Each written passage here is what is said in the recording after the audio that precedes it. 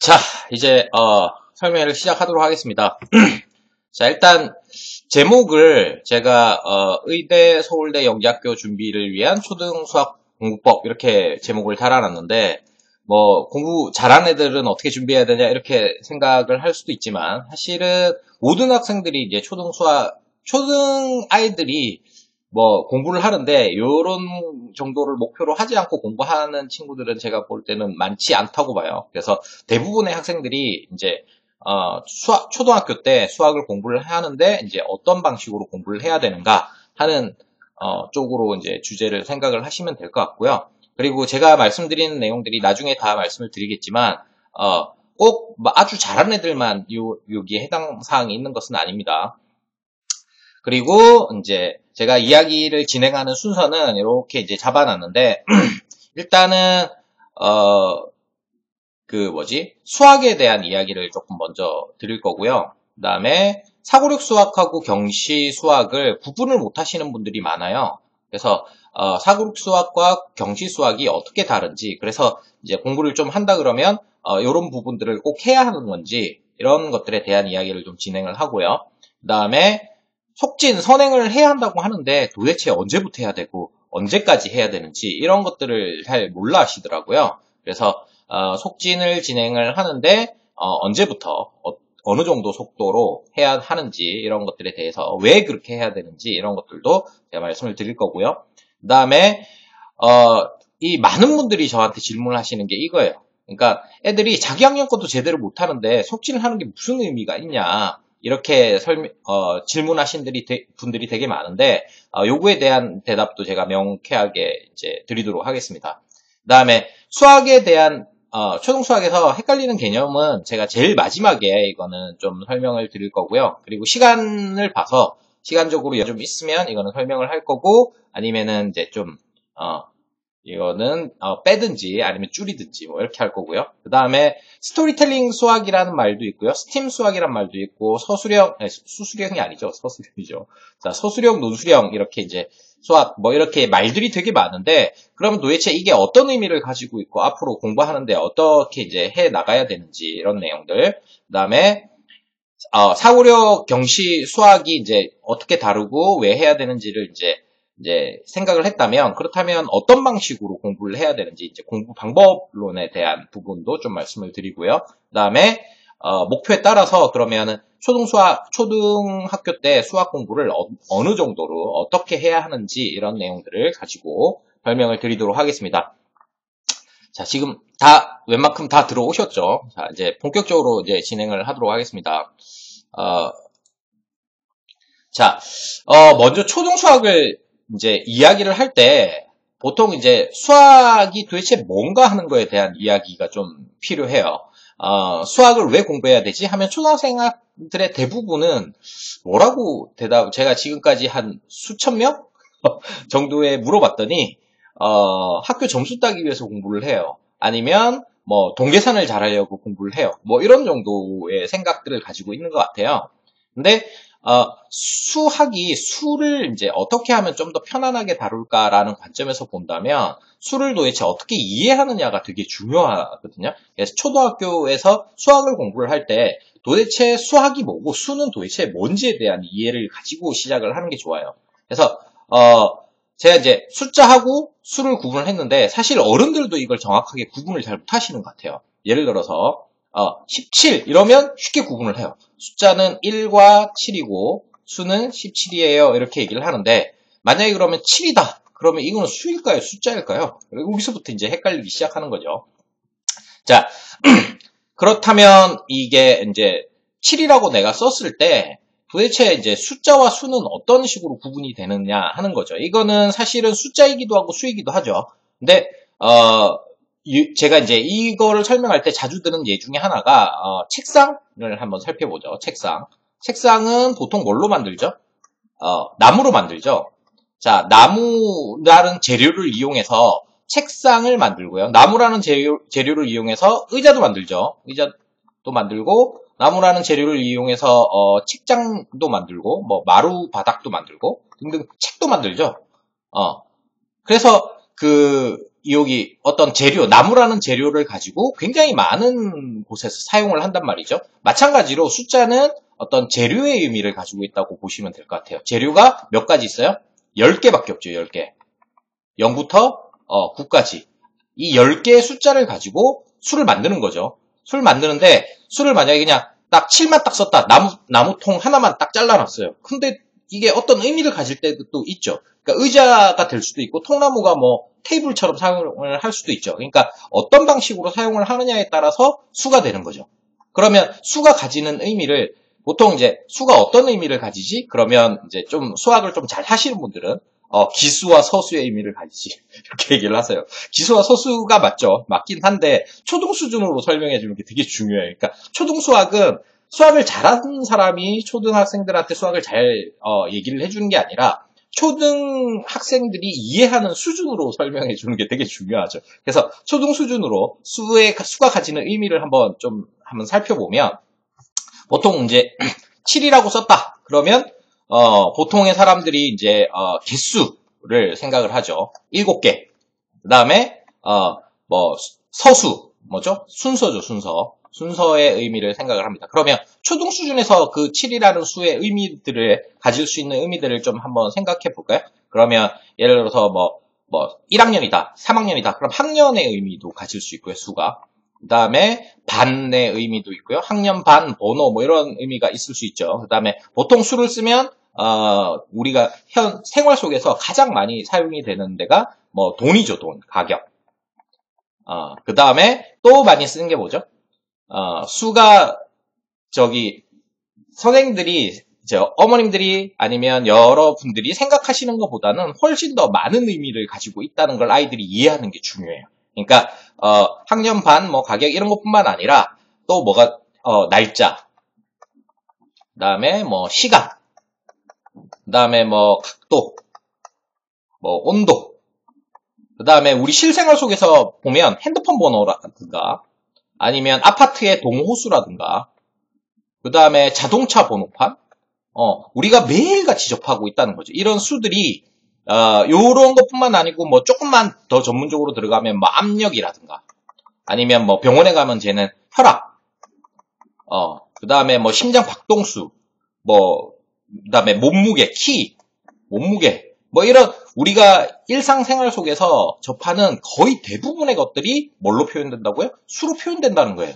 그러니까 아이들이 게임을 좋아하면 게임에서의 레벨도 그렇고요, 점수도 그렇고요, 거의 모든 것들이 수로 표현이 되고 있어요. 그래서 수학이 그냥 동계산하려고 하는 과목이 아니다라는 거죠.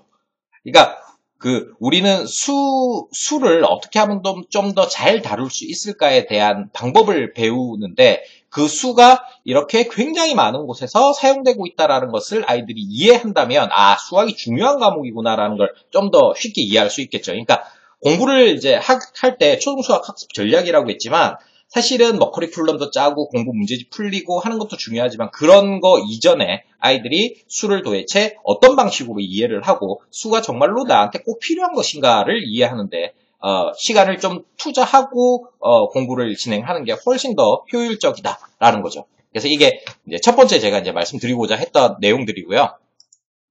뭐 혹시나 궁금한 사항이 있으시면 타자로 이렇게 쳐주시면 될 것 같아요. 자, 우리가 이제 수학하면 보통 어머님들이 이제 문제집 풀고 이렇게 하면은 수학이 공부가 된다 이렇게 생각하시잖아요. 근데 수학도 영역이 여러 가지로 나누어진다라는 거예요. 그러니까 예를 들면 영어가 독해, writing, reading, 많잖아요. 그러니까 스피킹 이런 게 많잖아요. 그러니까 그런 영역이 영어도 영역이 한 4-5개 이 정도의 영역으로 나누어서 공부를 하잖아요. 그러면 그와 마찬가지로 수학도 어느 정도 영역을 나누어 가지고 이제 학습 전략을 세워야 된다는 거죠. 먼저 이제 보통 이제 어머님들이 생각하시는 게 속진이죠, 속진. 어떻게 할 것이냐. 어느 정도로 나가야 되냐. 보통 이제 일반적으로는 그러니까 학교에서 일반 이제 정부에서 속진을 하지 마라라고 하니까 이제 그럼 다음 학기를 방학 때 준비하는 정도면 되느냐? 아니면 일반 이제 좀 교육열이 높은 지역의 학원에 가면 초등학교 한 5학년, 4학년, 5학년 때까지 중등 과정을 마쳐야 된다라고 얘기하니까 그 정도까지 해야 되는지 이런 것들에 대한 고민들입니다. 그러면 학생의 어떤 성향이나 수준이 어떻게 되는지에 따라서 속진이 달라지고요. 어느 때부터 할 것인가 또 좀 달라지는 거죠. 이게 꼭 해야 될까 말아야 될까에 대한 고민을 일단은 학부모님들이 일단은 해결을 보시고 난 다음에 이야기가 진행이 돼야 되고요. 그거는 학생들의 어떤 성향이라든가 뭐 수준이라든가 뭐 이런 거에 따라 좀 달라진다는 거죠. 이건 좀 구체적으로 좀 이따가 말씀드리고요. 그다음에 최근에 스토리텔링 스팀 뭐 서술형 논술형 하면서 이런 그러니까 SS 수학, 그러니까 스토리텔링 스팀 수학이라고 하는 분야들이 좀 새로 생겼어요. 그러니까 이 부분은 어떻게 이제 이해를 할 수 있냐면 수학 관련 도서를 읽으면서 배경 지식을 습득을 하는 거죠. 그래서 아이들이 이제 그 면접이라든가 아니면 서술형, 논술형에서 자기 생각들을 이 수학 내용에 관한 어떤 자기의 어떤 생각들을 전개해 나갈 수 있는 이런 학습들이 좀 필요해 보인다는 거죠. 이게 나중에 지금 현재의 어떤 입시 제도나 이런 것들이 뭐 학종이니 뭐 내신 전형이니 그다음에 수능이니 뭐 이런 부분들이 여러 가지 것들이에서 학생들이 정말로 점수를 어느 정도 내신 열심히 잘 다지고 뭐 이렇게 뭐 서류 준비하고 해가지고 딱 갔을 때 합격과 불합격을 가르는 기준이 결국은 면접이라든가 논술에서 나오더라는 거죠.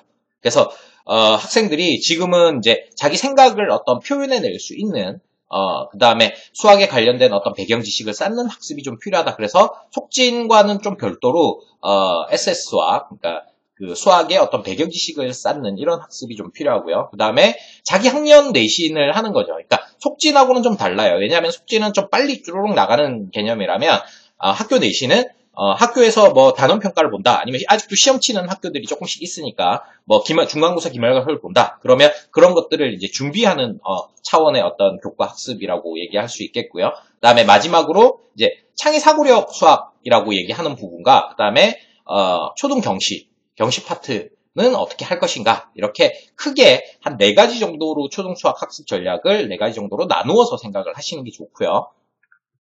자, 그다음에 자, 이제 창의사고력 수학과 경시수학을 조금 구분 지어 드릴게요. 자, 먼저 이런 문제는 뭐 창의사고력 수학이든 경시수학이든 거의 모든 곳에서 볼 수 있는 문제예요. 그러면 이 문제를 어떻게 풀까라고 하면 어떻게 풀죠? 짝을 짓죠. 이 가우스가 했던 방식이죠. 1하고 100하고 짝 짓고 2하고 99하고 짝 짓고 3하고 98하고 짝 지으니까 짝이 다 101이 되는 수를 만드는 거죠. 그러면 이게 수가 100개가 있으니까 어떻게 하죠? 101 곱하기 100개가 2개씩 짝이 지어지는 거죠. 그러면 50쌍이다. 그래서 5050 이렇게 문제를 풀게 됩니다. 이거는 이렇게 설명하는 것은 창의사고력 수학이나 경시수학이나 똑같아요. 근데 그럼 도대체 뭐가 다르길래 자, 경시수학부터 먼저 말씀을 드릴게요. 경시수학은 이거를 뭘로 만드냐면 공식화시켜요. 자, 초등학생 때는 이걸 어떻게 하냐면 첫수 더하기 끝수 곱하기 개수 나누기 2 아니면 그걸 황초마을 이런 식으로 공식에 이름을 붙여가지고 공식화 시켜가지고 공식으로 만든 다음에 첫수 더하기 끝수 곱하기 개수 나누기 이러면 첫수하고 끝수를 연습을 막 하는 거죠. 그래서 경시수학이라고 하는 책들을 보면 한 페이지당 문제들이 막 많아요. 문제만 쫙 나열돼 있어요. 그래서 문제를 많이 풀면서 연습을 통해서 복잡하고 어려운 문제들을 해결해 나가는 힘을 키우는 학습. 우리가 예전에 수학 공부다라고 생각했던, 예전에 심화학습이다라고 생각했던 학습을 하는 게 경시수학이다라고 보시면 되고요. 그러면 창의사고력 수학은 도대체 뭔데? 라고 하면 창의사고력 수학은 이제 발문이 들어가는 거예요. 발문. 그래서 창의수학 사고력이다라고 하는 책들을 이렇게 딱 보면 딱 이렇게 페이지가 나눠져 있어. 문제가 한 문제 딱 있으면 거기에 따른 새끼 문제들이 좀 있어요. 그래서 물어보는 거죠. 이거 왜 짝 지었지? 왜 짝을 지었을까요, 이걸? 자, 우리가 덧셈을 하려고 이제 그러니까 100개 이상 엄청나게 많은 수들을 덧셈을 하려고 보니까 그냥 덧셈을 하면 굉장히 힘들잖아요. 그러면 좀 덜 힘들려면 어떻게 하면 될까요? 그래서 뭘 만들죠? 동수를 만드는 거죠. 동수, 똑같은 수를 만들어서 누적해서 더하는 거죠. 동수 누가. 그래서 곱셈을 사용할 수 있다면 이 덧셈을 굉장히 쉽게 할 수 있겠네? 라는 생각들을 하게 만드는 거죠. 그래서 아이들의 사고하는 힘을 길러주는 거예요. 왜 이렇게 하지? 뭔가를 수학을 배운다면 왜 이런 것들이 이루어져야 되지? 이 원리는 도대체 뭐지? 그러면 이렇게 해서 공식은 왜 이런 방식으로 공식이 나오는 거지? 뭐 이런 식의 어떤 원리를 탐구를 하고 그것에 대해서 조금 더 이제 고민하게 만들어서 이 어떤 공식이나 이런 것들이 어떻게 이루어지는지를 이해하는 과정을 한다. 그래서 발문들이 많이 들어간다라고 보시면 좀 더 정확하게 이제 얘기를 할 수 있는 거예요. 그래서 이런 학습은 초등학교 저학년 때 이런 학습들이 많이, 물론 고학년 때나 중학교 가서도 이런 학습을 해야 되긴 하지만 학습을 이 시간에 너무, 그러니까 몇 문제 푸는데 시간을 너무 많이 투자할 수가 없는 거예요. 그때 되면. 왜? 입시를 준비해야 되고 학교 시험 봐야 되고 하니까 당장 연습해야 될 게 급해지는 거죠.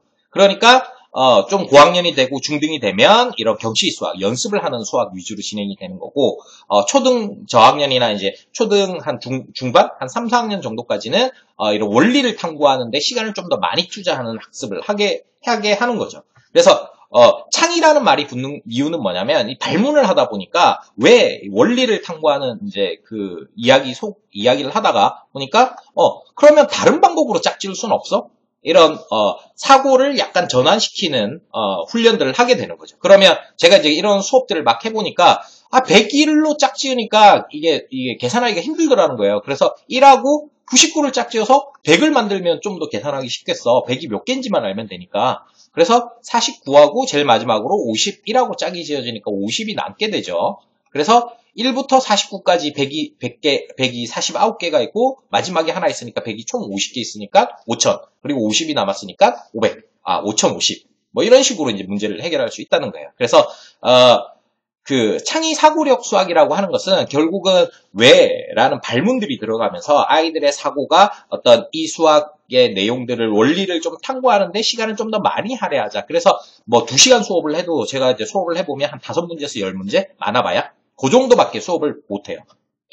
이건 양이 많은 게 아니라 원리를 탐구하는 학습을 하는데, 그래서 저학년이나 이제 한 4학년? 뭐 이 정도까지 적합한 수학, 이렇게 보시면 되고, 한 4학년, 5학년 넘어가서 이제 그 입시를 준비하거나, 만약 경시대회를 막상 바로 닥쳐가지고 한 달 정도 바짝 공부를 한다, 이럴 때는 경시 수학을 하면서 연습을 통해서 내가 알고 있는 것들을, 빨리빨리 풀어낼 수 있고, 잘 풀어낼 수 있도록 연습하는 거죠. 실수하지 않고 풀어낼 수 있도록. 그게 경시수학이다. 이렇게 보시면 될 것 같아요. 그래서 이 창의사고력 수학과 경시수학이 다른 게 아니라 같은 문제를 푸는데 어떤 원리로, 어떤 방식으로, 어떤 교수법이 들어가서 이제 수업하느냐에 따라서 창의사고력 수학과 경시수학이 나누어진다. 이렇게 생각을 하시면 될 것 같고요. 자, 그 다음에, 이런 사고력 수학, 경시 수학을 꼭 해야만 돼요? 학교 수학하는데 꼭 그런 게 나와요? 이렇게 질문하시는 분들이 많은데, 하는 게 좋죠. 당연히 하는 게 좋은데, 상위권 학생들은 필수라는 거예요. 특히나 뭐 과거 영재학교 이제 중등 경시를 준비하는 학생들은 필수적으로 해야 되고요. 그 다음에 뭐 내신을, 상위권을 받아서, 학교 내신을 잘 받아서 뭐 의대나 아니면 서울대를 목표로 해가지고 학교 내신을 충실히 할 거야. 나는 KMO나 뭐 이런 그 경시 파트는 나는 상관없어 라고 하더라도 그 킬러 문제라고 하죠. 좀 어려운 문제들, 한 아이들이 100점 맞는, 그러니까 다 쉬운 문제가 많이 배치되지만 어려운 문제 한두 문제를 풀기 위한 어떤, 그 다음에 제일 마지막에 수리 논술이나 면접, 심층 면접, 이런 것들을 대비하기 위해서도 이런 사고력 수학은 반드시 필요하다. 근데 반드시 필요한데 어느 정도 할 거냐의 수준의 차이가 있는 거죠. 목표에 따라서. 그걸 이제 구분해내는 게 이제 핵심이에요. 그리고 만약에 한다면, 해야 된다면 어느 정도 해야 되냐라고 보면, 시기비적으로 보면 초등학교 1학년 때는 시중에 나와 있는 교재 수준으로 만약에 비교하자면 요 정도, 뭐 팩터 1, 2 정도, 이게 여기에는 별반 어려운 내용은 없어요. 근데 이제 그 문제들을 이제 그 접근에 들어가는 기본적인 사고의 단계를 좀 제시를 하고 있죠. 그 다음에 교구 학습들을 많이 하잖아요. 1학년 때는. 뭐 유치원 때부터 더 심하지만 하바나 뭐 오르다나 가베나 뭐 이런 그 교구 위주의 학습들이 있는데, 이거를 너무 오랫동안 하는 건 별로 좋은 생각은 아닌 것 같아요. 어떤 어머님들은 초등학교 3학년, 4학년, 5학년까지도 그런 걸 하고 계시는 분들이 계신데, 이 적절한 타이밍에 적절한 학원이나 적절한 교육 방식을 하는 곳으로 갈아타는 게 굉장히 중요해요. 그러니까 예를 들자면 교구를 지금 초등학교 1학년 때는 교구 위주의 학습을 하다가 이제는 학습지를 조금씩 하는 연습을 하는 단계여야 되지, 아직도 뭐 수학을 가지고 막 이렇게 막 만지고 놀면서 어떤 어머님들은 이렇게 얘기하세요. 초등학교 1, 2학년 어머님들의 대부분의 얘기예요. 우리 애가 수학을 좀 재밌게 했으면 좋겠어요. 이렇게 얘기를 해요. 저한테 배운 애들이 재밌게 하는 애들도 꽤 많아요. 그렇긴 하지만 재미만 가지고 수학을 할 수는 없다는 거예요. 를 아이들이 인식해야 돼요. 그걸 인식 못하는 상태에서 재미만 가지고 계속 가다 보면 어느 순간인가 수학이 재미있지만은 않은 과목이라는 걸 알게 되는 순간 수학에 손을 놓는 경우들이 많단 말이죠. 그러니까 아이들이 어릴 때부터 수학이라는 게 재미만 가지고 할 수 있는 과목은 아니다라는 걸 이해를 하는 게 좀 필요하고요. 그 다음에 수학 공부를 할 때는 어떤 애들이 이렇게 공부하다가 재미없어. 그러니까 제가 이제 아이들한테 해주는 얘기는 이래요. 그러니까 너네가 놀 때는 이게 더 재밌느냐 저게 더 재밌느냐를 가지고 좀 더 재미있는 놀이를 하면 돼. 근데 공부를 할 때는 물론 재미도 조금 어느 정도 있으면 좋겠지만 나한테 더 도움이 되느냐 아니냐를 가지고 판단해야지 판단하는 잣대가 좀 다른 것 같아 라고 얘기를 해줘요.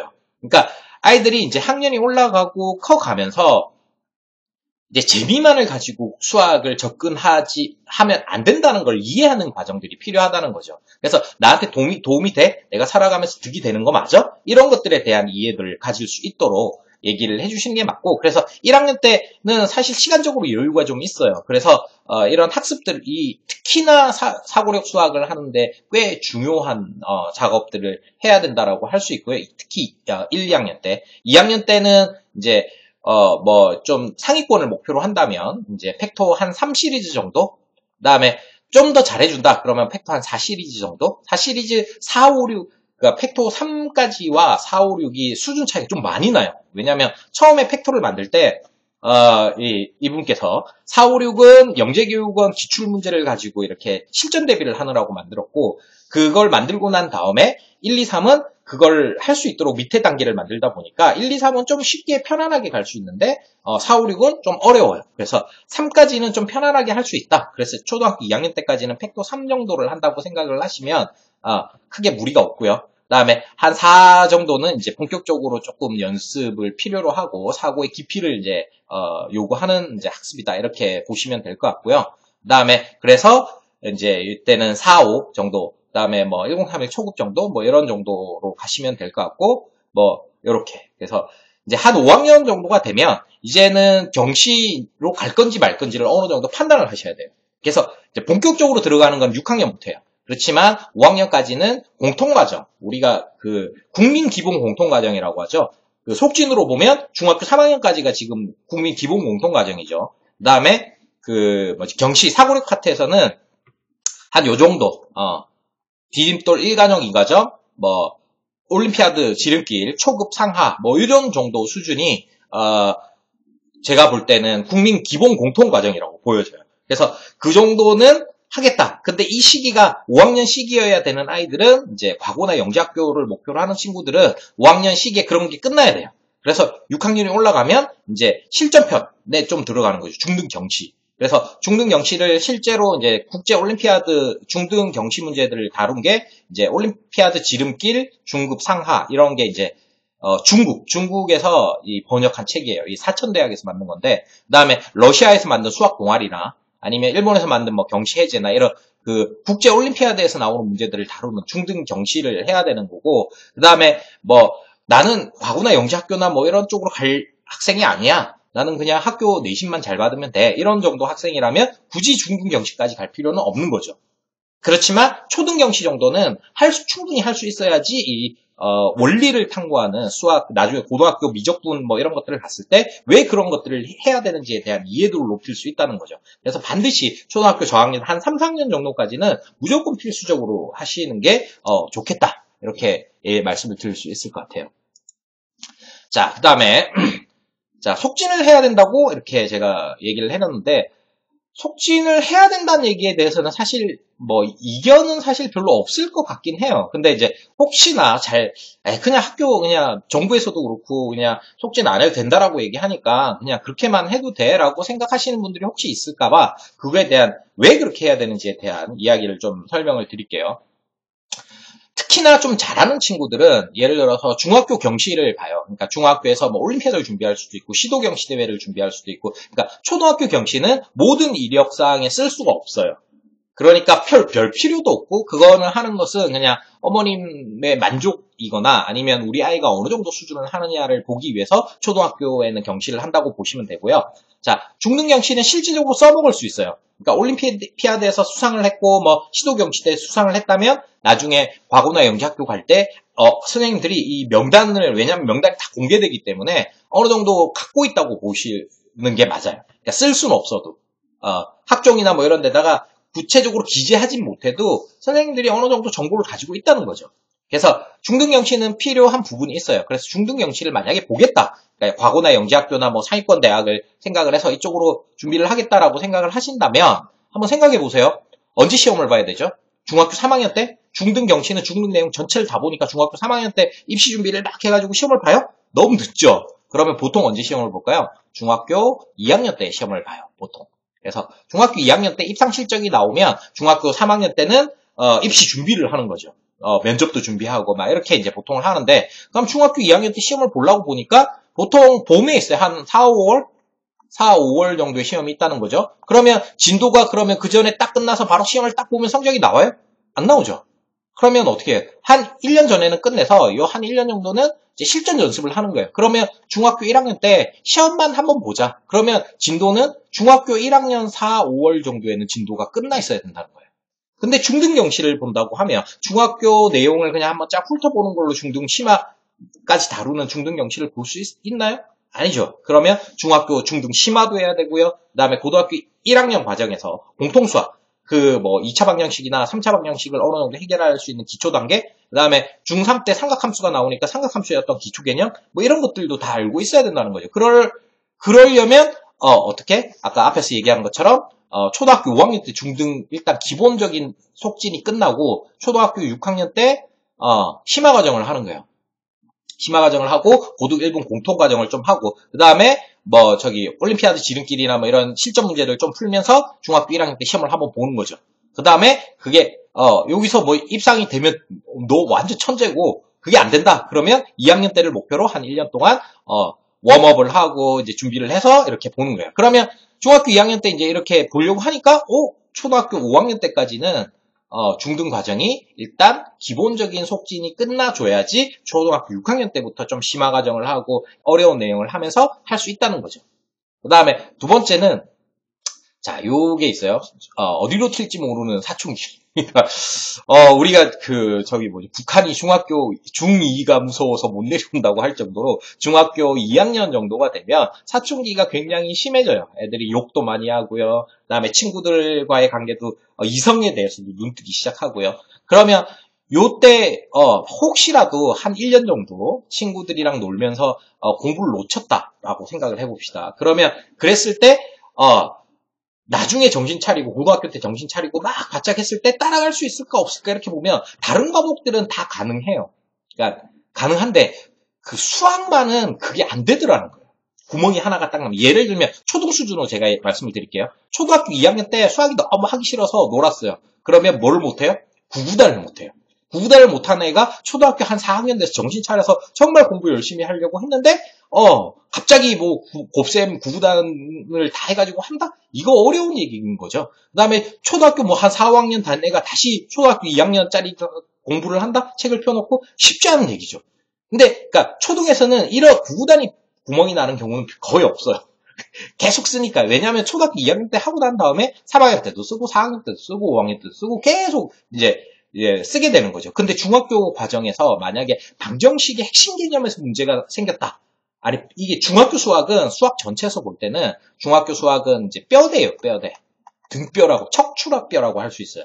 척추가 없는 상태에서 살만 막 만들면 그냥 모래성과 다름이 없는 거죠. 그래서 중학교 때 혹시나 아이들이 이제 구멍이 생길 수 있는 거를 초등학교 때 어느 정도 중등 과정 정도는 이렇게 딱 해두고 난 다음에 중학교 올라가서 사춘기가 오든 뭘 어떻게 하든 간에 만약에 중학교 때도 사춘기가 좀 덜하면서 좀 잘 가준다. 그러면 좋은 고등학교를 준비할 수 있는 틀이 만들어지는 거고, 만약에 그게 안 돼서 사춘기를 좀 심하게 앓았다 하더라도 지가 미리 해둔 게 있기 때문에, 말 좀 들을 때, 어느 정도 해둔 게 있기 때문에, 중학교 때 조금 문제가 생기더라도 크게 영향받지 않고 나중에 학습들을 이어갈 수 있다는 거죠.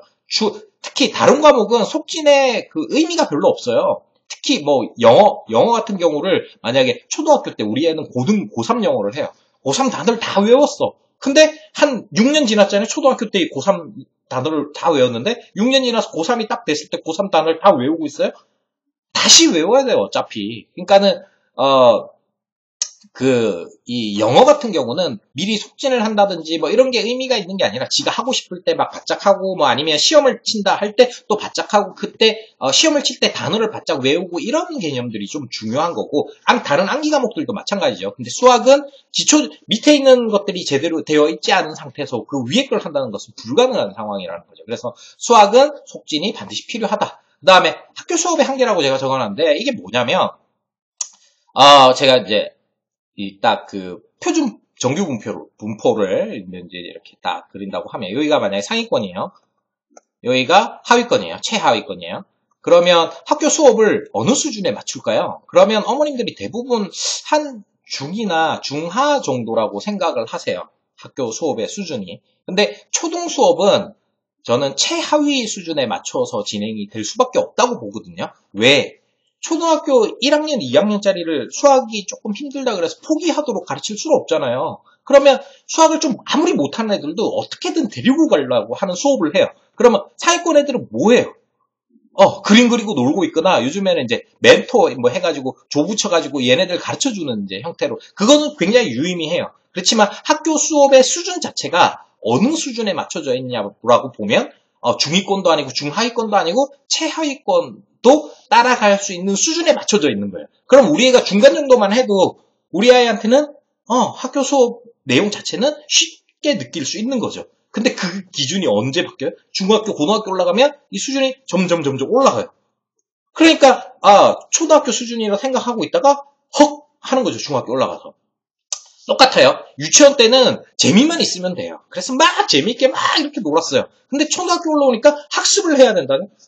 그거를 초등학교 올라가면 학습에 어느 정도 이제 포커스가 주어진다라는 것을 아이들이 이해하는 게 필요하고요. 마찬가지로 중학교 올라가면 그렇게 이제 변화가 일어난다는 것에 대해서 아이들이 이해를 좀 해야 된다는 거죠. 그래서 학교 수업의 어떤 수준 자체가 요 밑에 쪽에 좀 더 맞춰져 있고요. 그 다음에 제가 뭐 이거 이해를 할 수 있는데 왜 안 할까? 이런 부분에 대한 이야기를 하면 우리가 처음에 아이들이 분수를 맨 처음에 언제 배우는지 아세요? 유치원 때 배워요. 유치원 때. 피자 뭐 이렇게 해서 반 자르면 2분의 1 뭐 이런 식으로 이제 하죠. 근데 뭐죠? 이게 약분 통분하는 것만 예를 들어서 2분의 1 더하기 3분의 1 이거 언제 배우죠? 초등학교 5학년 때 배워요. 이건 어떻게 하죠? 곱해서 6분의 1이 되고요. 그 다음에 6분의 3이 되죠. 그 다음에 얘는 어떻게 되죠? 6분의 2가 되죠. 그래서 이걸 두 개를 더하면 6분의 5. 그래서 통분해가지고 더하는 이런 것들을 하는데, 저는 이거를 뭐 한 초등학교 2학년이나 3학년 아이들이 분수를 그러니까 초등 교과에서 분수가 처음 나오면 바로 이걸 들어가요.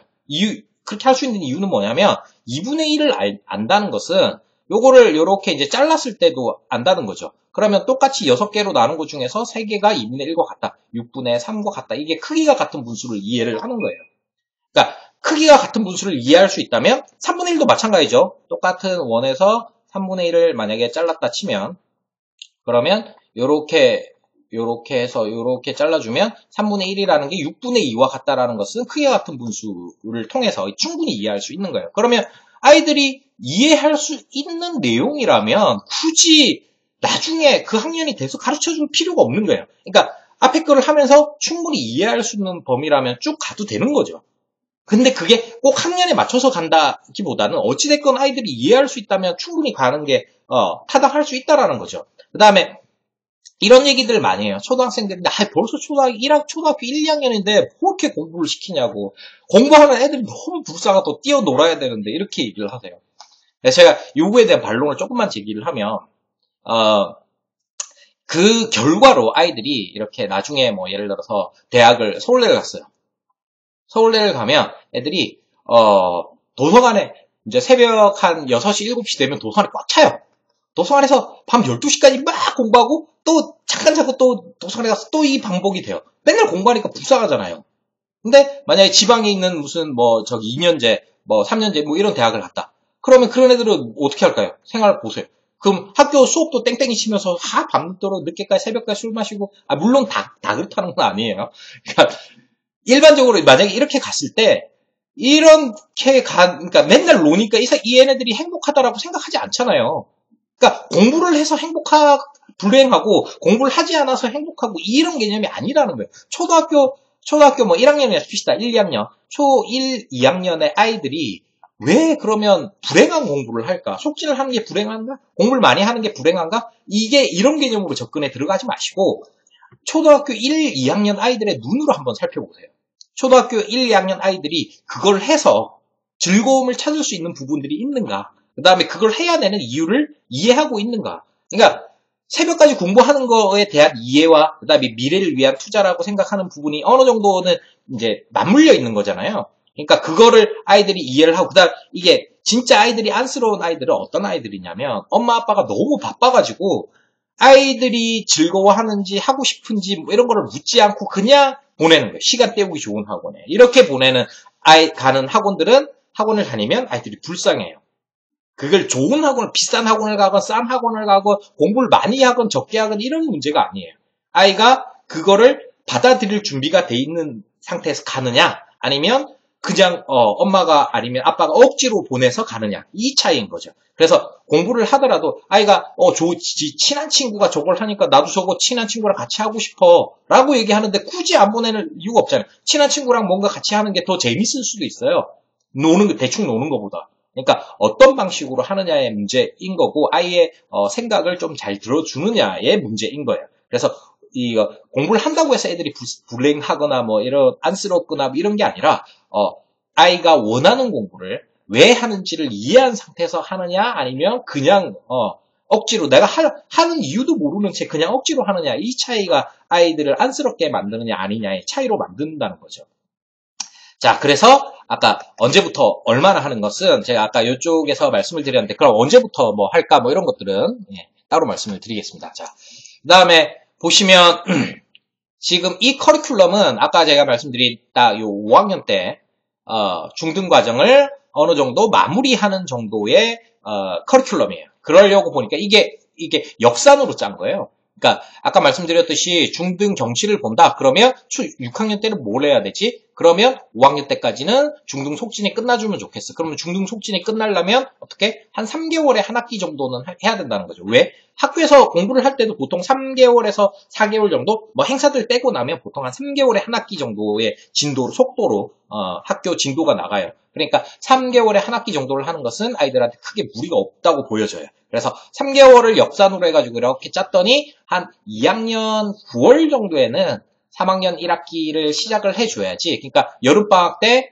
뭘 해요? 2학년 2학기를 이제 할 거잖아요. 그러면 다음 학기 할 거는 미리 이제 좀 하니까. 그러면 2학년 2학기 때부터 본격적으로 속진을 시작한다. 이렇게 생각하시면 될 것 같아요. 근데 초등학교 2학년 때부터 해요. 너무 불쌍해요. 뭐 이러시는 분들이 계세요.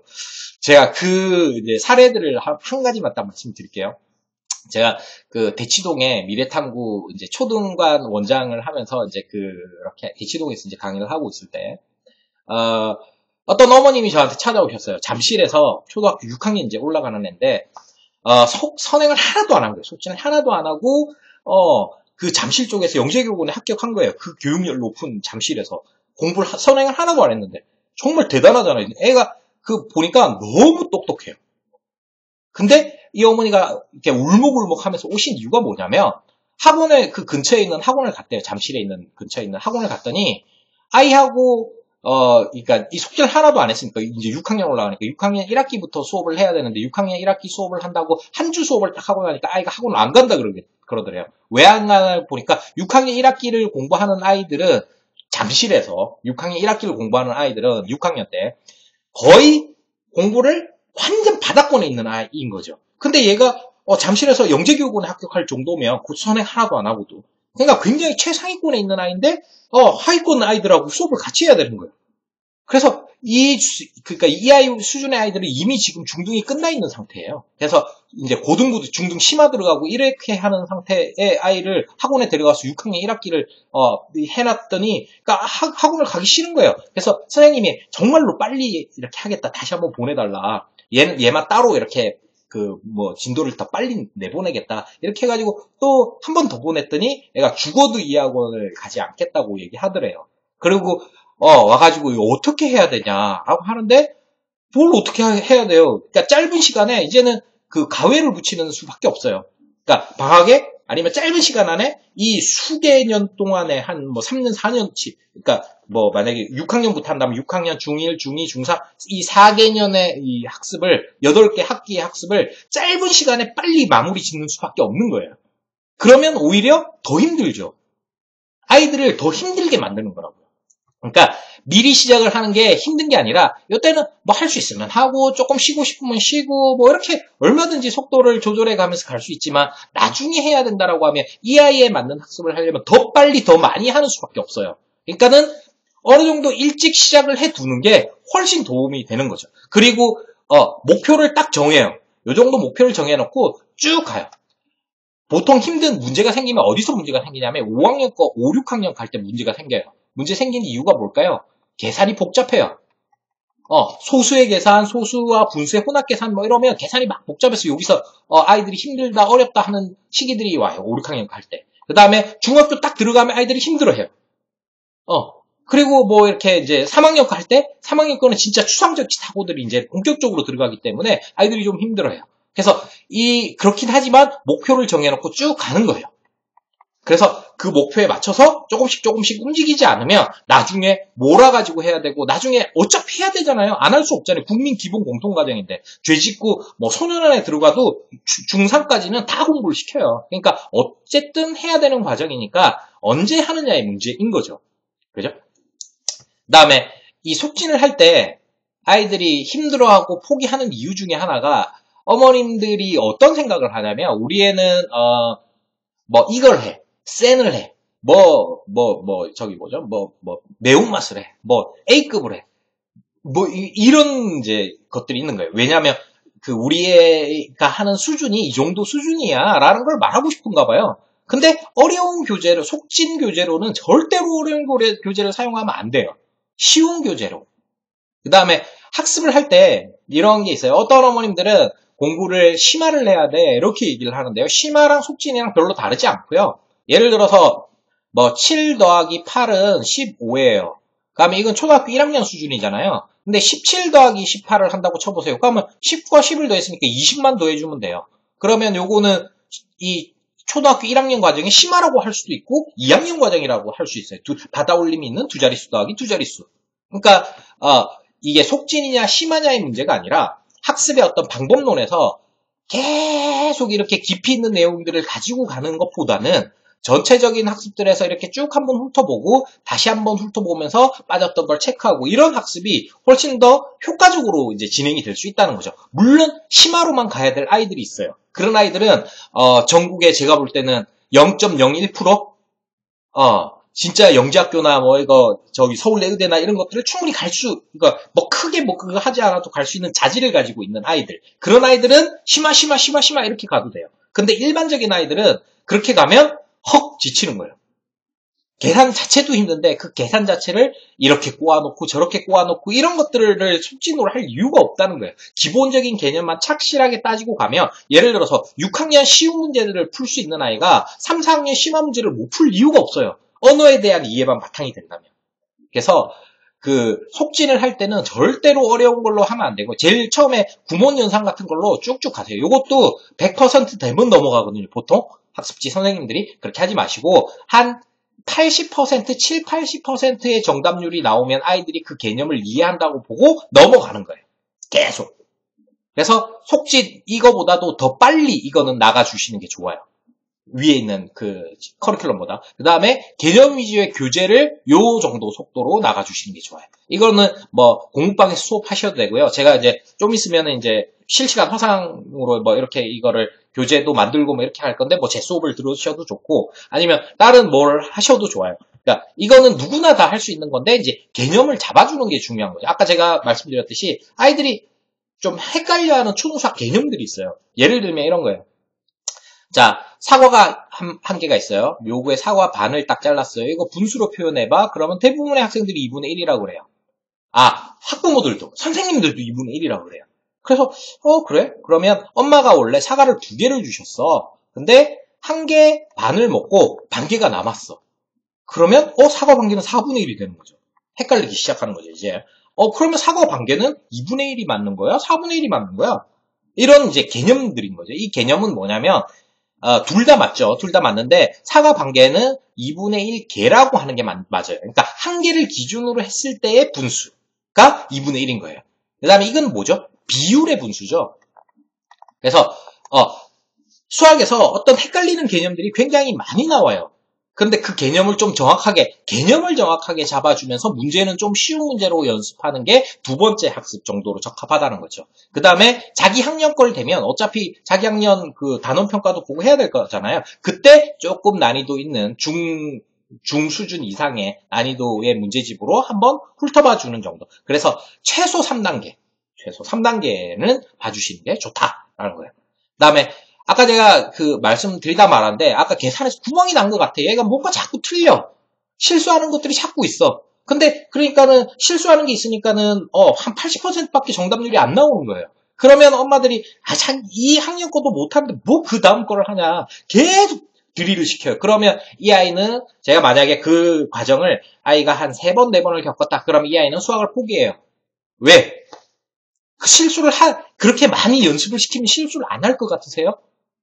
예를 들어서 어머님들한테 만약에 그 받아올림이 있는 2자릿수, 3자릿수 덧셈 문제를 한 10,000개를 푼다고 생각해보세요. 정답률이 얼마나 나올 것 같아요? 다 맞출 수 있으실 것 같으세요? 실수하는 건 너무 당연해요. 초등학교 3학년, 4학년 아이들이 실수하는 거 한 1, 20% 실수하는 건 너무 당연한 거예요. 그게 물론 이제 그걸 시험 칠 때 자기 학년이 됐을 땐 그걸 줄여나갈 수 있는 훈련을 해야 되지만 그거는 그 속진을 할 때 해야 될 그 문제가 아니라는 거죠. 자기 학년이 돼서 그거를 연습을 하면 되는 거고, 그 다음에 이런 실수들은 학년이 올라가면서 줄어들어요, 점점. 그러니까 아이들이 크면서 당연히 그런 게 줄어들게 되는 거예요. 초등학교 1학년 때 학원 갔다가 가방 던져놓고 오고, 옷 벗어놓고 오고, 이런 애들 많잖아요. 그렇지만, 이제 중학교 1학년, 고등학교 1학년 돼가지고까지도 그런 애들은 점점 수가 줄어드는 거예요. 비율적으로. 그래서, 구멍이 난 것 같아도, 뭔가 좀 잘 못하는 것 같아도, 대략적으로 정답률이 7, 80%이 정도만 되면, 충분히 그 다음 골로 넘어가더라도 문제가 안 된다는 거예요. 그리고, 이거는, 이 교과 문장은 그 자체 복습이 돼요. 그러니까 예를 들어서 2학년, 3학년 때 막 2자릿수, 곱셈, 9구단 외우고 한 자릿수 곱하기 2자릿수 막 이런 걸 했어요. 그러면 5, 6학년 걸 하면 그게 연습이 안 될 것 같아요? 자연스럽게 그게 연습이 되고 심한 문항들이 연습이 되는 거예요. 만약에 그 5, 6학년 개념이 좀 빠진 것 같아. 근데 중학교 1학년 딱 올라가면 이 개념들을 심화하고 복습시키는 내용이 또 나와요. 중학교 1학년 1단원이 그거예요. 수에 관해서 나오면서 최대 공약수, 최소 공배수 뭐 이런 것들에 대해서 좀 더 심도 있게 이해를 하게 만들어요. 방정식을 하면 6학년에 심한 문항들을 풀 수 있는, 문장집 문제를 풀 수 있는 어떤 그 힘이 생겨요. 그 다음에 2학년 때 가면 1학년 2학기에 가면 도형에 대한 심화. 그래서 중등 과정이 초등 과정, 5, 6학년 과정에 어떤 심화, 반복, 복습 과정이 중학교 1학년 때 들어가 있다 이렇게 보실 수가 있어요. 예, 그래서 속진을 할 때는 구멍이 난 것 같아도 쭉 가시는 게 좋다라는 거죠. 그 다음에 이게 제일 중요해요. 포기하지 않는 게. 수학을 아무리 못하는 애들도 포기하지 않고 끝까지 가서 다시 한번 볼 때가 되면 이해도가 확 뛰어요. 우리 보통 그 대학 시험 볼 때 재수하면 점수가 확 올라가잖아요. 그 이유가 뭡니까? 한번 딱 정리를 해두니까 그 다음에 볼 때는 이해도가 높아지는 거예요. 마찬가지로 수학을 할 때도 포기하지 않는 게 되게 제일 중요해요. 지금 뭘 잘하느냐가 중요한 게 아니라 포기하지 않고 지금 힘들어서 조금 속도를 늦추거나 분량을 줄였지만 포기하지 않고 꾸준하게 해야 된다는 걸 아이가 이해하고 그것을 언젠가는 해야 된다는 것을 알고 그걸 하게 되는 거죠. 별로 좋은 문제는 아니에요.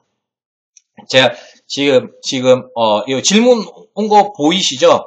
이제 한 학기를 개념하고 유형하고 심화하고 이렇게 세 바퀴를 이렇게 돌면서 이렇게 가는 거는 저는 추천드리지 않아요. 왜냐?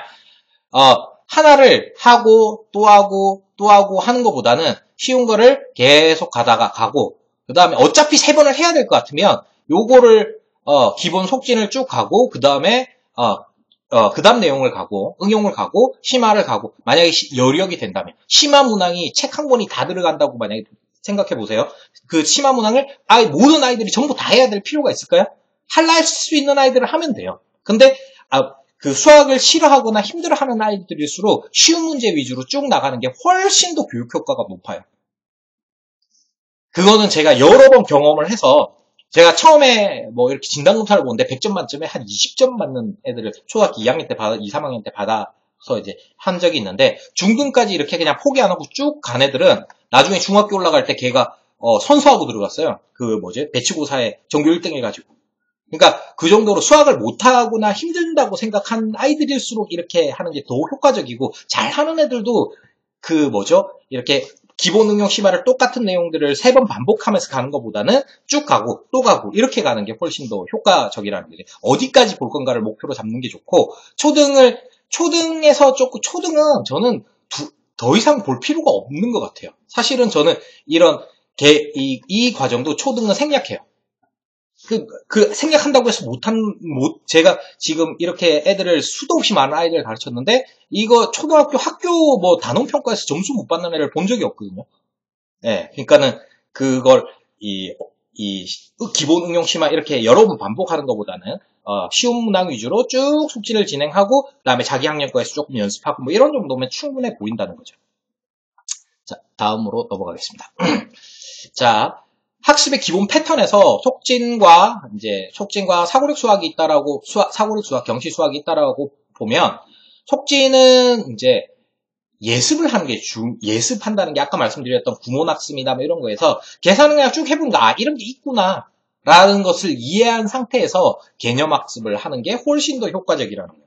그래서 속진을 할 때는 미리미리 전체적인 걸 한번 훑어보는 것들을 하는 게 훨씬 더 중요하고, 사고력 수학이나 경치 수학을 할 때는 이런 게 중요하지 않아요. 예습할 필요가 없는 건 아니지만 예습보다는 복습이 훨씬 더 중요해요. 그래서 수업을 하고 난 다음에 이 문제는 이렇게 푸는 거야 하고 정답 노트를 한번 정리를 해본다든가, 그 다음에 그 비슷한 수준의 문제집을 다른 거를 가지고 한번 연습해 본다든가, 아니면 같은 문제집을 또 한번 풀어본다든가, 이런 복습하는 게 경시 사고력 수학은 훨씬 더 중요하고요. 그 다음에 속지는 미리 여러 번 보는 게 훨씬 더 중요한 학습 패턴이 된다는 거예요. 자, 그 다음에 아까 말씀드렸죠. 지금 현재 수학의 어떤 큰 흐름 자체가, 이거는 대통령이 바뀌고 뭐가 바뀌더라도 흔들리지 않는 큰 흐름이라는 게 있어요. 이 흐름이 왜 생기냐면, 예를 들어서 컴퓨터가 발달하고, 그 다음에 핸드폰 기술이 막 발달을 하잖아요. 그러면 예전에는 아이들한테 뭘 물어봤냐면, 공식을 외워서 코사인 제일 법칙, 무한등비급수의 합공식 이런 것들을 외워가지고 그냥 숫자를 딱 집어넣으면 바로 풀 수 있는 문제들을 많이 물어봤어요. 근데 이제는 이런 것들이 발달하다 보니까 이제는 그런 공식을 외운다는 것 자체가 의미가 없다는 거예요. 아이들의 능력을 판단할 수도 없고, 이게 큰 흐름이에요. 그러니까 암기를 하거나 이런 능력보다는 아이들이 이 암기된 공식을 가지고 어떻게 써먹을 것인가, 내가 맥락 속에서 이게 스토리텔링이라는 게 어떤 맥락 속의 수학, MIC라고 하는 Mathematics in Context, 이게 맥락 속에서 수학을 배우는 거예요. 그러니까 뭐냐면 예전에 어떤 이 수학 흐름을 처음 만든 사람들이 학교에서 1 더하기 1, 2, 곱하기, 더하기, 이런 것들을 초등학교 1, 2학년 때 배운 애들보다 어떤 멕시코에 있는 어떤 시장에 갔는데, 고아 소년이에요. 한 번도 학교 교육을 받아본 적이 없는데, 나이가 한 8살 초등학교 1학년 나이인데, 시장에서 이 과일을 떼가지고 이렇게 파는데, 과일을 750원이다, 귤 한 개. 그러면 이 5개만 적으면 750 곱하기 5를 금방 계산해서 거스름돈 주고 하더라는 거예요. 그래서, 이렇게 수학이라는 게 어떤 상황 속에서 이해를 하면 훨씬 더 쉽게 수학을 아이들이 이해하는구나라는 취지에서 나온 게 스토리텔링 수학이에요. 그래서 스팀도 같은 비슷한 맥락인데, 이건 Science, Technology, Engineering, Art, Mathematics 이렇죠. 여기에 요즘에는 경제나 사회 문화까지도 붙여가지고 이렇게 하는데, 어찌됐고 요거는 융합형 수학이에요. 그러니까 수학을 수학으로만 보는 게 아니라 어떤 실생활 속에서 활용할 수 있는 아니면 내가 다른 과목을 내가 하고 싶은 뭔가를 하기 위해서 내가 미술 전공자인데 미술 전공을 하기 위해서 소실점을 찾고 뭐 이렇게 원근법을 하고 뭐 이런 거에서 필요로 한 수학. 그 다음에 뭐 내가 뭐 음악을 전공하고 있는데 이 리듬을 하는데 화음에서 수학이 어떻게 활용되는지 이런 것들에 대한 이해도를 바탕으로 하는 수학이 훨씬 더 중요하더라는 거예요. 그러니까 기본적인 수학 공식을 외워서 하는 것들은 우리가 그걸 행동주의 수학이라고 하는데 그렇게 할 때는 공장제 기계공업이 막 발달하고 산업혁명이 일어나고 막 이러면서 똑같은 것들을 계속 찍어낼 수 있는 빨리빨리 그걸 해낼 수 있는 능력을 가진 학생이 필요했기 때문에 이런 그 학습을 하고 그런 시험을 봤지만 이제는 컴퓨터가 발달하고 핸드폰이 발달하고 AI가 발달하고 하면서 아이들한테 이제 기본적인 공식을 외우는 게 아닌 그 다음 차원. 왜 써먹어야 되지? 그걸 어떻게 해야 되지? 그 원리는 뭐지? 내가 살아가면서 어떻게 써먹을 수 있지? 이런 것들에 대한 질문들을 하기 시작한다는 거죠. 그 흐름이 지금 7차 교육, 개정 교육과정부터 시작이 됐는데, 지금은 그 7차 교육과정부터 개정된 흐름이 2015 개정 교육과정. 올해, 중3 교과서랑 이런 게 다 개편이 됐잖아요. 그러니까 교과서 이제 개편된 교과서에 그런 게 그 시행착오를 중간에 한 서너 번 거치고 이제 어느 정도 완성이 된 거예요. 그 흐름 자체는 이쪽으로 갈 수밖에 없어요. 그래서 학습을 할 때 그냥 문제만 푸는 학습을 하는 게 아니라 융합적인 사고, 그다음에 자기 생각을 표현해낼 수 있는 사고 이런 것들을 해낼 수 있는 수학으로 하지 않으면 나중에 커서 막 고등학생들한테 논술을 가르치면 논술 사고를 가르칠 수가 없대요. 스킬만 가르칠 수 있지. 이 사고는 어릴 때부터 훈련돼서 생각하는 어떤 방식으로 이제 체화되는 거거든요. 그래서 어릴 때부터 그런 사고의 어떤 흐름들을 잡아주는 학습을 해야 된다라는 거고, 그래서 스토리텔링 스팀 수학이 꼭 필요하다는 거고요. 그 다음에 수학에 대한 독서나 수학사, 그 다음에 자기의 수학에 관련된 자기 생각을 말하고 쓰고 막 정리해보고 하는 습관들을 길러주는 게 초등학교 수학학습에서 굉장히 중요하다. 나중에 중고등학교 수학으로 딱 들어가는 순간부터는 이걸 할 시간적 여유도 없고 이렇게 할 수가 없어요. 왜냐하면 초등학교 때 이미 체화시켜 놔야 돼요. 중고등학교 올라가면 연습을 한다고 생각을 하셔야 되는 거죠. 자, 그래서 그거에 대한 예시, 제가 이제 만든, 책 중에, 안쌤 이쪽에서 구입하실 수 있는 것 중에 창의사고력, 뭐, 실전편, 뭐, 이런 것들이 있는데, 이제, 요런 이야기들이 요즘에는 수학, 그 문제집에도 이런 이야기들이 조금씩 나오죠. 근데 이제, 요와 관련해서 포포즈를 한다. 이 포포즈가 뭐냐면, 포가 4죠. 4개를 가지고, 뭐, 다양한 수를 만들어 보는 거예요. 그럼 1부터 뭐 10까지 만들어보고 막 이렇게 하는 건데, 이거는 뭐죠? 혼합계산에 연결이 되어 있는 거예요. 그러니까 자연수 4개를 가지고 더하기도 해보고 빼기도 해보고 뭘 먼저 계산하느냐에 따라서 값이 달라진다라는 것을 이해하는 어떤 학습들인 거죠. 그 다음에 고대 처음에 수가 이제 등장을 했을 때 어떻게 수세기를 했지? 그러면 이거는 지금 현재 어떻게 이제 연결이 되냐면, 컴마 찍는 거 있죠. 우리 수를 읽을 때 단위. 예를 들어서 1, 2, 3, 0, 4, 5, 2, 7, 1, 8, 1, 6, 0, 2, 4, 4. 이렇게 큰 수가 있을 때 어떻게 읽죠? 4개씩 자르죠. 만, 그 다음에 조, 경. 그래서 23경? 뭐 이렇게 읽는 거죠. 근데 요런 습관들이 왜 나왔느냐 하는 거에 대한 원리가 수세기에서 나와요. 왜냐하면 짝대기로 이렇게 처음에는 이렇게 막대기로 막 표시를 한 거예요. 점도 표시하고 이렇게 막대기를 막 쓰니까 이게 도대체 몇 개야? 하니까 못 알아보겠는 거예요. 그래서 하기 시작한 게 이렇게 4개 하면 한 개씩 기울이기를 시작한 거죠. 그러다 보니까 하나, 둘, 셋, 넷, 짝 이렇게 이제 수를 표현하기 그러니까 한눈에 딱 보이는 어떤 개수가 3개, 4개 요 정도라는 거예요. 그 서양 애들은 머리가 좀 나빠가지고 3개밖에 안 보이나 봐요. 그래서 3개씩 끊어내는 거예요. 뭐 빌리언, 밀리언, 다우즌 뭐 이런 식으로 그러니까 어떤 수 3개를 하면 단위가 생기고 3개를 하면 단위가 생기고 이런 식으로 끊어내는 거죠. 이렇게 이제 수가 어떻게 발달이 됐고 어떻게 이제 해 나왔느냐를 이해하는 과정 속에서 수학을 같이 병행해서 배우는 거예요. 이런 학습들이 필요하다라는 거예요. 이제 지금 흐름에 있어서. 자, 그 다음에 이건 이제 전체적으로 이제 제가 이제 이번에 이제 책을 만들었는데, 이게 책 만든 것들을 이제 하면서 그 책 뒤쪽에 이제 이 커리큘럼을 짜서 좀 넣어봤어요. 그러니까 기본적인 내신 상위권을 물론 영재학교나 과고나 서울대를 준비하는 친구들이 이거보다 좀 더 빨리 가는 게 더 좋아요. 근데 만약에 그렇게 준비한다 그러면 요 정도 로 가는 게 좋겠다는 거예요.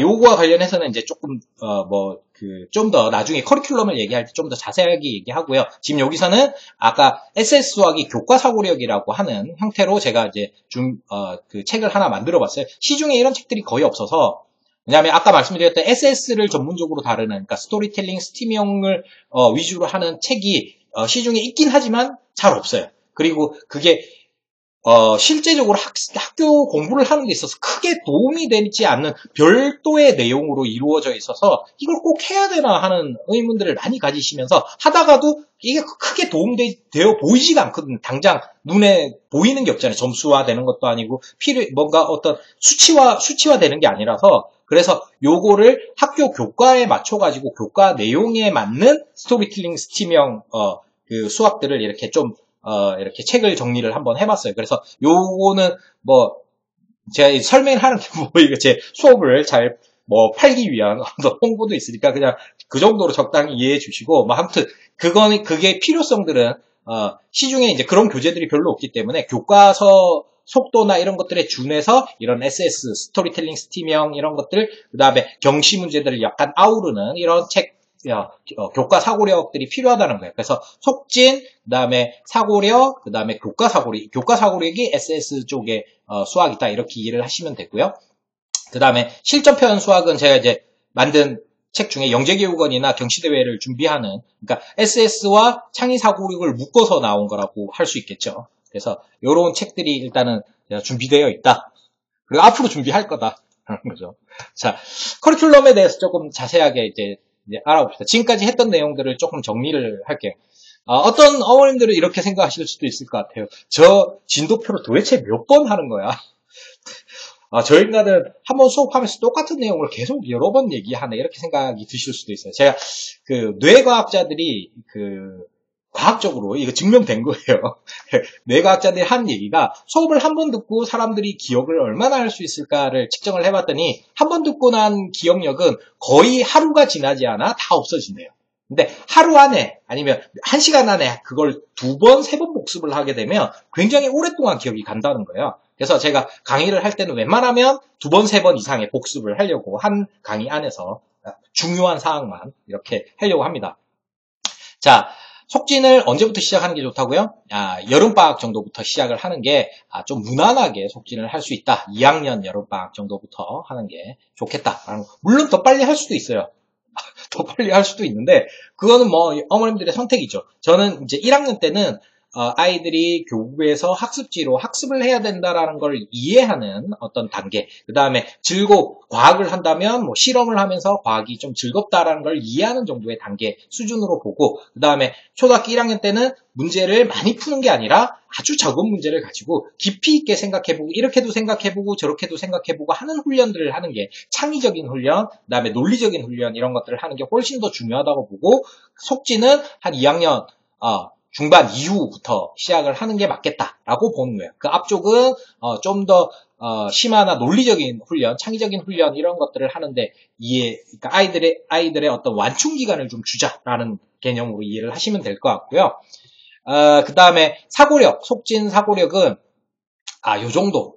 그러니까 여기서 시작을 만약에 한다면 팩토 103의 시리즈를 했는데, 저도 아까 보여드렸다시피 저도 이제 요 수준에 맞는 책들을 만들 계획이에요. 창의사고력 교재도 만들 거고요. 그 다음에 교과사고력은 거의 다 집필이 끝나서 아마 내년 정도면 교과사고력하고 속진 파트 해서 이제 출시해서 이제 그게 될 것 같고요. 그 다음에 실전편은 이미 출시가 돼 있고, 그래서 이 창의사고력을 적당한 수준에 맞춰서 하는데, 창의사고력은 아까도 제가 말씀드렸듯이 어떻게 하는 게 좋다고요?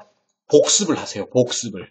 그래서 이걸 공부를 하고 나면 똑같은 책을 2번을 보건 아니면 비슷한 수준의 책을 또 보건 하면서 여러 번 보게 만드는 게 중요하고요. 속지는 뭐가 중요하다고요? 속지는 예습이 중요해요. 그래서 본격적인 개념학습을 하기 전에 구몬이나 이런 것들을 가지고 막 연습을 해보는 거죠. 제가 구체적으로 한번 조금만 이거에 관해서 예를 들어드리면, 제가 이렇게 만약에 15 곱하기 28을 한다고 한번 쳐볼게요. 그러면 이거는 초등학교 한 2학년 말에서 3학년 수준의 수학이죠.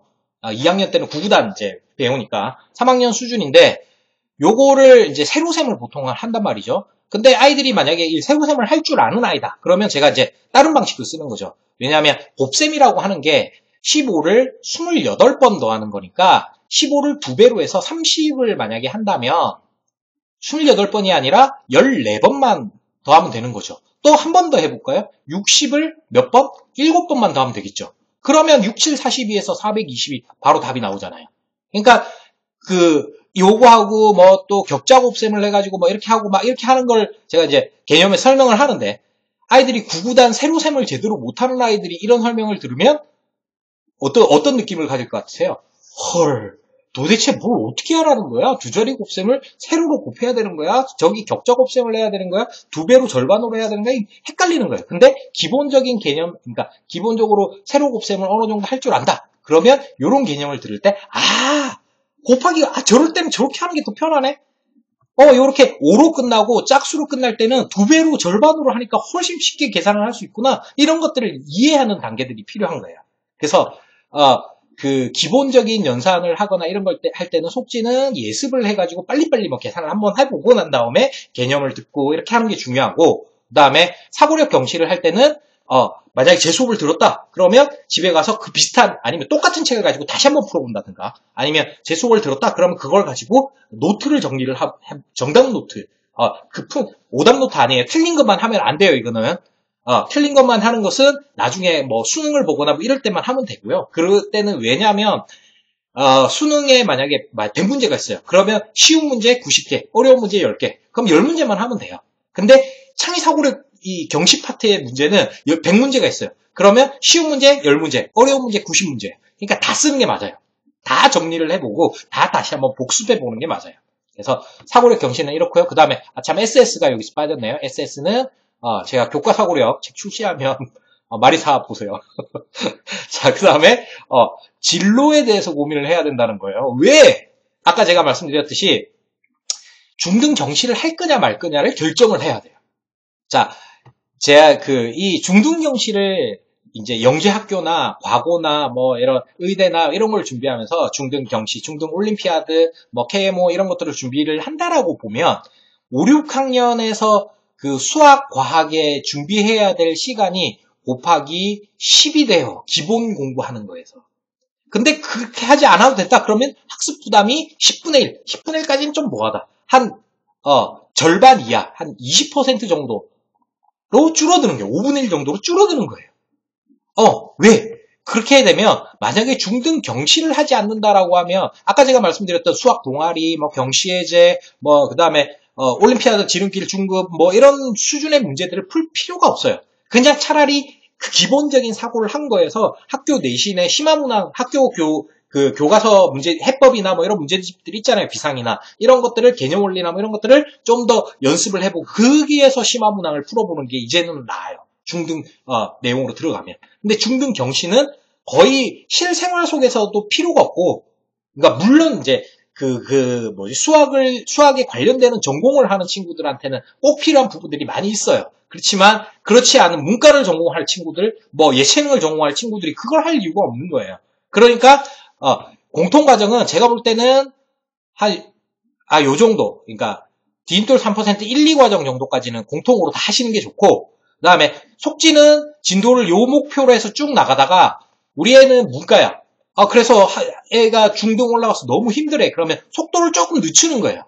아무리 그래도 문과든 뭐 우리 애가 수학을 못하든 간에 그래도 초등학교 때는 6학년 때까지는 중등을 한번 보고 중학교 때 올려보내겠다라는 정도 목표를 가지시는 게 맞아요. 그러니까 수준별로 볼 때 목표를 영재학교 과고 뭐 의대 뭐 이렇게 최상위권을 목표로 한다면 적어도 초등학교 5학년 때는 중상 과정이 끝나야 돼요. 근데 우리 애가 하다 보니까 너무 힘들어해. 요 정도까지 우리 애는 저 예체능을 전공할 친구야. 우리 애는 문과를 갈래 애야. 우리 애는 뭐 그렇게까지는 할 필요 없어. 학교 내신만 잘 잡아가도 될 것 같아. 이렇게 생각이 드신다면 요 진도보다는 조금 늦추되 적어도 초등학교 때까지는 중등을 마무리하겠다라는 정도의 목표를 가지고 진행을 하시면 충분한 것 같아요. 그리고 만약에 그것도 늦었다. 우리 애가 지금 초등학교 5학년이라서 지금 늦은 것 같은데 어떻게 해야 돼요? 그러면 어디를 목표로 하냐면 중학교 2학년 1학기를 목표로 하세요. 초등학교 초까지. 그러니까 2학년 2학기는 도형의 어떤 심화 파트라서 이게는 2학년 2학기부터는 중등 심화 내용에 해당이 된다고 보시면 돼요. 중등 전체로 볼 때. 그리고 중학교 3학년 거는 좀 어려워요. 그러니까 무한 소수, 무리수 개념이나 루트가 나와서 아이들이 수열의 수렴, 극한 개념을 어느 정도 이해하는 기초 단계가 되거든요. 그래서 무리수를 안다는 건 무한 소수를 안다는 거고, 무한 소수를 안다는 건 무한히 반복되는 어떤 수가 정해진 어떤 값이라는 것을 이해하는 과정이에요. 그러면 그 다음에 삼각함수가 나오죠. 그 다음에 피타고라스 정리 나와서 뭐 이렇게 되죠.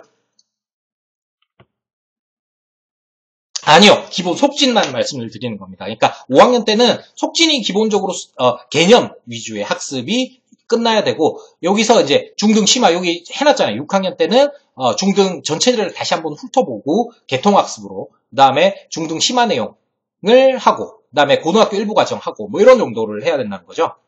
그때 6학년 때 그 내용들이 들어가면 돼요. 그리고 만약에 한 6학년 정도가 딱 되면 내가 만약에 아까 진로 탐색, 진로 고민을 딱 해서 정말로 내가 우리 아이가 영재학교나 과고 쪽을 목표로 하겠다라고 하면 중3 때, 6학년 때는 수학 학습 그 시간을 그 전에 공부했던 것보다는 최소 배 이상은 늘려주셔야 돼요. 학습 그 시간을. 보통은 기본적으로 한 5학년 때 곱하기 2, 4학년 때보다, 그 다음에 5학년 때보다는 곱하기 2, 뭐 이런 정도로 늘려가신다고 생각을 하시면 될 것 같아요. 시간적으로. 그리고 딱 입시에 닿으면 학원 딱 가보세요. 그러면 미래탐구나 뭐 이런 입시 영재학교 입시 전문으로 하는 학원에 가서 KMO 준비하는 애들 보면 그 토요일 아침부터 일요일 밤 늦게까지 계속 아침 9시부터 밤 한 10시까지 수업을 계속해요. 그리고 한 새벽 1시까지 뭐 야간 자율학습 시키고, 그래서 토요일, 일요일 수학과학만 계속 팽팽이를 돌리는 거예요. 계속 그렇게 하는 거예요. 그렇게 시간적으로 어느 정도 확보하고 해야 되니까 그렇게 할 것인지, 아니면 그냥 좀 아직까지는 하드 스터디를 조금 있다, 어차피 고등학교 가서 하드 스터디를 해야 되니까 초등학교 때는 그냥 진도만 열심히 쫓아가서 기초 체력을 쌓아놓도록 할 것인지를 판단을 하셔야 되는 거예요.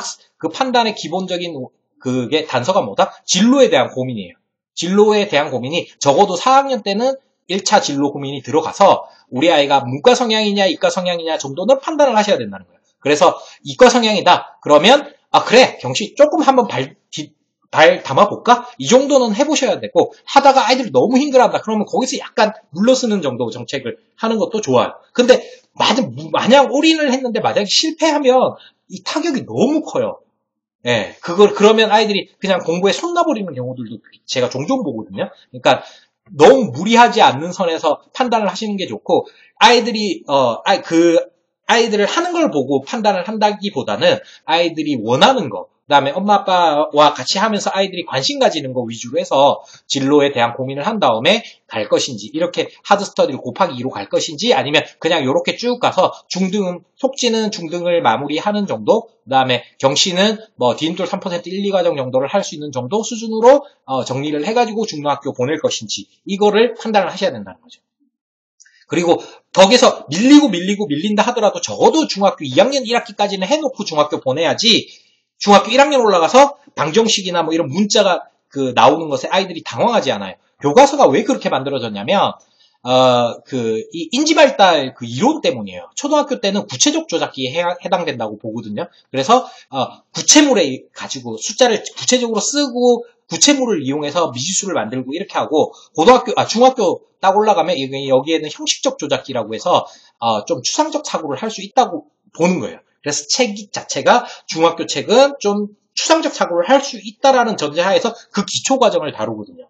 근데 그걸 처음 접하면 애들이 다 힘들어해요. 그래서 초등학교 때 그걸 충분히 어느 정도 겪고 난 다음에 중학교 보내주는 게 맞다. 아무리 공부를 못하더라도. 다른 과목은 그런 선행의 이슈가 없으니까 수학에는 반드시 그런 것들에 대한 생각들을 좀 하셔야 된다는 거고, 그 다음에 아이들이 5학년, 6학년 이렇게 진행할 때는 계산 때문에 힘들어하는 부분들이 있으니까 요때부터는 시간을 조금 확보를 하시는 게 필요하고, 그 다음에 요때 계산을 좀 못해도 그냥 넘어가셔도 괜찮아요. 크게 문제 없어요.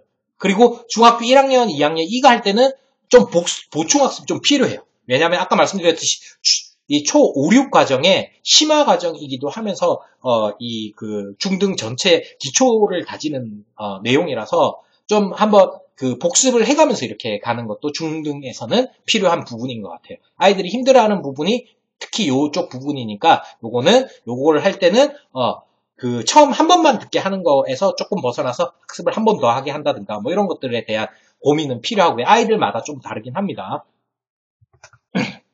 자, 그래서 제가 이제 준비한 말씀은 대부분 다 드렸어요. 아까 수학 그 개념에 대해서도 중간중간에 제가 말씀을 드렸기 때문에 초등 수학에서도 개념적으로 헷갈리는 것들이 참 많아요. 그래서 어머님들이 집에서 이제 해줄 수 있는 부분도 있고, 그 다음에 전문가들이 좀 정확하게 잡아줘야 될 부분들도 많이 있어요. 그러니까 특히나 세로셈을 할 때, 예를 들어서 376 곱하기 235 이걸 곱하기 한다고 칩시다. 그러면 만약에 이렇게 막 곱해가지고 쓰잖아요. 5, 6, 30 해가지고 막 쓰고 3, 6, 18 해가지고 막 쓰잖아요. 그런데 갑자기 예를 들어서 3, 7, 21이에요. 그러면 21이 여기가 맞는지 여기가 맞는지 여기가 맞는지 이런 자리값에 대한 헷갈림들이 좀 있거든요.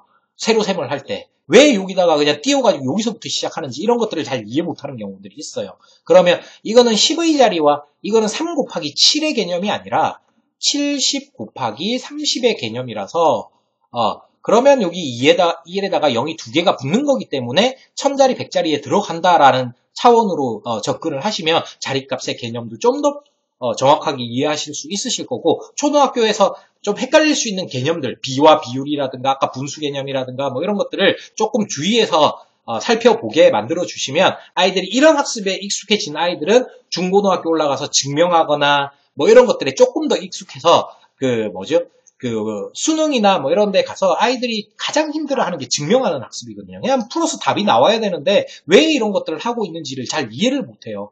근해 공식을 막 외워서 쓰는데 근해 공식이 어디서 어떻게 나왔는지를 몰라요. 이런 식으로 학습을 하게 되면 이 기초가 무너져서 금방 까먹게 되거든요. 그래서 이런 원리를 하는 학습을 개념을 초등 수학에서부터 개념을 정확하게 잡아주는 게 필요하다라고 말씀을 드릴 수 있고요.